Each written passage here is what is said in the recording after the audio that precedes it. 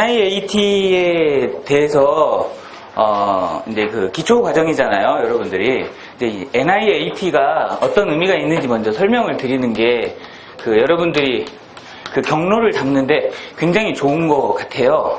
자, NIAT는 이제 영어죠, 이게. 예. 이 위에 또는 이 밑에 이런 시험들이 있습니다. 이런 시험들의 의미를 이해하시면 여러분들이 준비하고 있는 NIAT 시험의 의미를 조금 더 잘 이해하실 수 있을 것 같아요. 자, 여기에 보면 공통적으로 들어가 있는 애들이 있습니다. AT라는 글자가 들어가 있죠. 그리고 이 앞에는 이거 뭔지들 다 아시죠? 아시나요?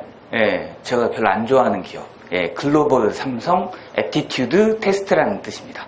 예, 옛날에는 뭐 다른 말을 썼는데 자기들이 이제 글로벌하다고 생각하나 봐요. 굉장히 글로벌한 기업이긴 한데 글로벌 삼성 애티튜드 테스트고요. 이거는 여러분들이 준비하려고 하는 National Information Aptitude Test예요. 그럼 이거는요, Public Servant Aptitude Test예요. 그 5급 시험 있죠. 5급 1차 시험이 이거고요. 여기를 이제 공무원급으로 이게 시험의 난이도로 이제 비교하죠. 연봉 뭐 이런 걸로 비교하면 이게 훨씬 더 높을 수 있으니까 시험 난이도로 치면 이게 이제 9급에 가깝습니다. 요게 근데 7급 여러분들이 그 준비하고 있는 시험이 그 특정직 7급 시험이에요. 특정. 혹시 이제 특정이 무슨 말인지 혹시 아세요? 특별한 그 정무직? 아니, 이런 뜻이에요, 요게. 특정직 공무원들이 뭐가 있냐면, 판사도 특정직이고, 그 다음에 뭐, 좀 특이한 그런 것들 있죠. 그게 특정직이에요. 특정직. 여러분들이 하는 게 이제 특정직인데, 이 7급 NIAT 시험은 어떤 난도를 지니고 있냐면, 기본적으로 이 비슷한 시험이니까, 난도 자체는 여기에 근접해 있어요. 이 시험에 근접해 있기 때문에 난도 자체가 그렇게 굉장히 어렵다 이런 느낌은 많이 못 받으세요. 특히 자료 해석의 영역에서는 더 그렇습니다. 또는 이 영역 말고 여러분들 볼 때 추론이나 공간지각이나 이런 걸 대비하시잖아요. 그런 시험의 난도는 여기보다 높을 개연성이 굉장히 많아요. 사실 개연성이 굉장히 많고, 그러니까 그건 그렇게 준비를 하시는 게 좋은데, 자료 해석의 영역에서 보게 되면 이 NIAT는 GSAT의 난도랑 좀 비슷하다 이런 느낌을 좀 가지고 계시면 좋아요. 근데 이 시험의 경쟁률은 그렇지 않습니다. 자, 제가 이제 겁을 드리려고 이렇게 하는 말이 아니라 실제 준비하시고 있는 분들 중에서 이 서류 통과를 못 하신다거나 서류를 통과를 했는데 NIAT 시험을 통과를 못해서 면접의 기회조차 이렇게 받지 못하시는 분들이 꽤 많아요. 이 경쟁률 입장에서 이 NIAT 7급이 얼마나 매력적인 직장인지를 제가 한번 설명을 드릴 테니까 여러분들이 어떻게 대비를 하셔야 될지 감을 좀 잡아보세요. 자, 이게 이제 5급 시험이에요. 모든 국가 공무원 그 계급 체계가, 원래 공무원은 계급 체계가 있습니다. 그래서 5급, 7급, 9급의 계급 체계가 있어요. 군대에 갔다 온 남자분들은 다 아시겠지만 이게 장교, 부사관, 이게 병, 그렇습니다. 의 체계예요. 계급 체계가 있어요. 이 계급을 넘어설 때마다 힘든 점이 있어요. 7급으로 들어가시죠. 5급 사무관 시험을 꼭 보셔야 돼요. 그걸 통과를 해야 위로 올라갑니다. 그러니까 이런 체계들이 있어요. 이게 이제 예전 신분 제도를 가지고 있는 국가들이 대부분 다 이 시스템을 지니고 있고 그게 이런 형태로 이제 자리 잡고 있는 건데, 여러분들이 보는 이 7급 시험은 그냥 7급이 아니에요. 본급은 7급 본급이 나옵니다. 실제 받는 본급은 7급 본급이 나오는데 그 본급에 플러스 똑같은 게 하나가 더 붙어서 나온대요. 예, 제 친구들 중에 거기 들어간 친구들이 있는데 이 친구들이 대기업 연봉이랑 거의 비슷한 돈을 받아요. 공무원 치고는 꽤 많이 받아요. 예, 이 친구들이. 그래서 자기 월급 하나, 그 다음에 이게 그 수사비 제 정확한 명목은 모르겠는데 그게 하나가 또 나와요. 그래서 보수 수준이 굉장히 높습니다. 기본적으로. 보수 수준이 굉장히 높죠. 그러면 사람들이 좋아하나요? 싫어하나요? 당연히 좋아하겠죠. 얘네들의 복리후생 수준 한번 설명드릴까요? 5급은요, 기본적으로 외국에 유학을 가려면 평균 7, 8년 이상을 소모합니다. 평균 7, 8년 이상을 소모하거든요. 제 친구들이 7년 넘어서 외국에 간 애들이 한 명도 없어요. 빠른 애들은 2년, 3년 만에도 가고요. 늦은 친구가 한 4년 만에 외국을 가더라고요. 특히 이제 여기서 영어권 있죠? 영어권은 늦게 갑니다. 경쟁률이 세기 때문에.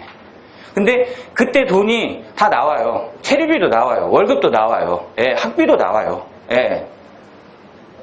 굉장히 복리후생이 세요. 그러면 국정원은 왜 이런 짓을 할까요? 국정원은 왜 이런 짓을 하냐면, 야, 난 잘 모르겠는데, 니들이 뭘 아는지는 잘 모르겠는데 별로 관심 없고, 니들 뭐 하고 싶은 거 있으면 들어와서 배워. 다 가르쳐 줄 테니까. 약간 이런 느낌이에요. 대신에 네가 할 생각이 있거나 할 능력이 있는지만 나한테 알려줘. 이러는 거예요. 이게 약간 느낌이. 이런 느낌이어서 제 친구 중에 스탠포드를 정말 사랑하는 제 친구 하나 있습니다. 예, 당연히 원에서 보내줬어요. 예, 그래서 스탠포드 갔다 와서 말끝마다 스탠포드 그래. 야, 스탠포드에선 말이야.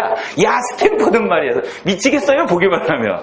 근데 정말 자랑스러운가 봐요. 그 친구가 느끼기엔. 그래서 여기 지금 봉급 수준도 굉장히 높고요. 복리후생 수준도 높습니다. 안 좋은 게 있죠. 예, 안 좋은 게 있어요. 개기면 죽습니다. 예, 개기면 죽어요. 상명하복 절차가 굉장히 셉니다. 아주 세요. 아주 세. 예. 한 번은 제 후배 중에 들어갔던 애가 있는데, 위수 뭐 이런 거 있잖아요. 남자분들 다 아시죠? 위수 무슨 개념인지. 근데 굉장히 급한 일이 있어가지고 부산을 갔어요. 근데 원에서 바로 오라 그러는 거예요. 예.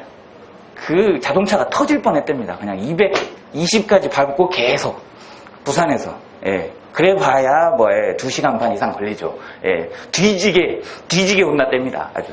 예. 여하튼 상명하복 절차가 굉장히 셉니다. 특히 이제 여자분들 같은 경우 그런 거 경험 못 해보신 분들은 좀 준비를 하세요. 하나만 더 얘기를 해드리면, 상명하복 절차가 얼마나 센지, 여기 이렇게 남자분, 여자분들 굉장히 좀 성비가 좀, 그거 좀 맞는 것 같은데, 제 친구 4명이 이 직원이거든요. 근데 4명 중에 2명은 그 이전에 여자친구가 있었어요. 예. 그리고 2명은 여자친구가 없었어요. 근데 여자친구가 없는 이 2명은 같은 직원끼리 결혼합니다. 그러니까 다른 사람들이랑 대화가 잘 안 된대요. 입만 열면 비밀이니까 조심스럽고 이렇게 속내를 털 수가 없대요. 기본적으로. 그래서 그러니까 아는 직원 통해가지고 이렇게 만나가지고 결혼하고 그런 케이스가 있어요. 그래서 결혼식에 갔어요. 결혼식에 갔는데 정말 웃겼어요. 신부가 하얀 드레스를 입고 있는데 높은 사람이 오셨나봐요. 이렇게 한 명이 딱 움직이면 여러 명이 쭉 움직여요. 그러더니 딱 와가지고 축하한다 그랬어요. 그 남자가 신부한테 축하한다 이러더라고요. 신부가 뭐라고 이제 네 감사합니다 그래요. 그래서 제가 깜짝 놀랐어요. 뭐지? 왜 감사합니다 이러면 되잖아요. 네.